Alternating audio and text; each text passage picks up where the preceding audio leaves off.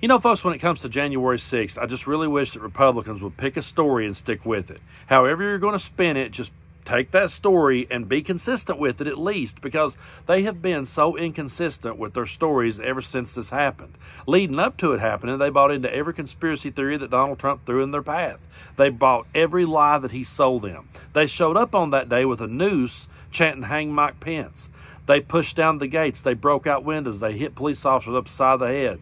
They walked through our nation's capital waving Confederate flags. They put their feet on Nancy Pelosi's desk. And there was Facebook posts and Twitter posts and all sorts of social media posts where they were saying they were going to do those things on January 6th. And then after it happened and they realized just how bad it looked and what a stain they had just put on American history, then they started trying to spin it and say that it was Black Lives Matter and Antifa. And they go back and forth on that. I've seen so many times where it's like, okay, if it was Black Lives Matter and Antifa, could you stick to that story? But if you pin them down hard enough, they'll say to you, we had every right to do that. That we have a right to overthrow a tyrannical government. So they cannot decide which way they want to spin this. And according to Dan Meuser, he says there's no way you can spin it that it was Donald Trump's fault. Take a look at this. The idea of trying to pin it on President Trump's words, I think falls way short. So I do think the president would address it for what it was, for what the American people saw, and denounce it. And he's talked about pardoning those folks that you were talking about being violent and that hurt a lot of Capitol Police officers and other people as well. Right. Well, no. Not violent, not people who would hurt police officers. Those who who got caught up in the riot, if you will. He's called them political prisoners, sir. Well, no. I'm talking about the trespassers. There are some that have been. You've heard Donald Trump differentiate between those folks? Because I have not. Too strongly prosecuted. Okay, and we have weak prosecution on most violent crimes in my cities of Philadelphia. You've heard Donald Trump differentiate between the folks that were there on January 6th on the Capitol, the ones that you're describing as just getting caught up in the riot, and violent rioters? I've had private conversations with him, so certainly I have, and of course they should. Okay, if somebody's beating a police officer, and some did, okay, they're far cry different from those who basically wandered in to the Capitol, and they were wrong. But they should receive no more of a penalty than anybody else who would be. I'm not sure there were a whole lot of folks just randomly wandering into the halls of Congress. It certainly didn't look like that from where I was standing. Boris, 2 blocks I was away. there. I saw it. Sir, respectfully, I have to disagree with your characterization, but I do appreciate your time, Congressman Dan Meuser. I'm not minimizing anything because it was a bad day. Well, you're saying that these folks deserve to be prosecuted to the fullest extent of the law. The former president, is talking about pardoning the same people that attacked you and your colleagues. Right. And you want to know what? Joe Biden dismissed. And what does this have to do with Joe Biden? Let's talk about Donald Trump. I'm going to explain. Talking about pardoning people. Notice how anytime they get cornered, they always say Joe Biden or Hunter Biden or Hillary Clinton. They'll always have a way to get out of it when they back themselves into a corner. And I'm glad to see Sanchez back him into that corner and say, hey, wait a minute. Trump is out there saying he's going to pardon these people. And not only that, they changed the words to the national anthem, and he comes out and salutes while they sing it. This is one of the most authoritarian. This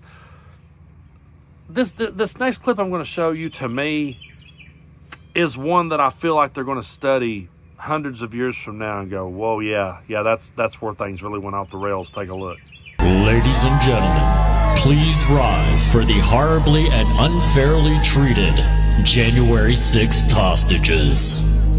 Oh, say can you see by the dawn's early light was so proud. So yeah, he plays that at his rallies, and he stands up and calls them patriots and hostages and says they had every right to do it, and he's going to pardon them if he gets reelected, but you can't spin this against him. You can't say none of it was his fault. But you can point this out. He's already saying that they're going to have to stop the steal again. Take a look. I was told that if I get 63 million, we win easily. That there's no way. John McLaughlin told me. A lot of people told me that. But when they rig it or cheat, you know, there's not a lot you're going to do about that other than you have to stop it. Now we have to stop it second time. Folks, January 6th of 2021 should have been the end of it. That should have been the end of the MAGA movement. They showed us exactly who they are. They showed us exactly the lengths they will go to hold on to power. That should have been the end of their movement. At that point, whatever reasonable Republicans was left in the Republican Party should have stepped forward and threw them all under the bus and completely distanced themselves from that. And the last 4 years should have been them doing damage control. That's what this should have been. They should have been trying to pick up the pieces. They should have been trying to present themselves as a Republican Party that is an alternative. We have a two-party system. Okay, the Democrats have these ideas. We have these ideas. Which ones do we think are going to work best for the country? That's where we should be. Donald Trump should be shamed, disgraced, and forgotten about. MAGA should be shamed, disgraced, and forgotten about. But here we are. Not only are we in for a rematch with Trump versus Biden for the presidency, but we're also in for a January 6th rematch because he's saying, well, we'll have to stop it again. We'll have to do it again. He's not going to stop, folks. He's just going to keep on doing his thing because that is all he has to run on, is his fear, his paranoia, his propaganda, and he's doing all of this to dodge any and all accountability. He has no respect for our system. He has no respect for our government. He has no respect for elections at all, and he is not man enough to ever admit that he lost. It's just going to be the same thing again. I dread Election Day. I dread the things that could possibly happen on Election Day, and I dread when January 6th rolls back around because I really thought that first time should have been the end of it. We shouldn't have been talking about it after that. I shouldn't still be sitting here in this chair saying, well, folks, it's going to happen again. I mean, this is just one of those things. You know, you say sometimes, I remember growing up, I always got into the Manson family. And I studied them. I've read every book on the Manson family. And I used to say to myself, you know, well, a lot of them's been in there a long time. You know, why can't they just let them out? Which they actually did let Leslie Van Houten out.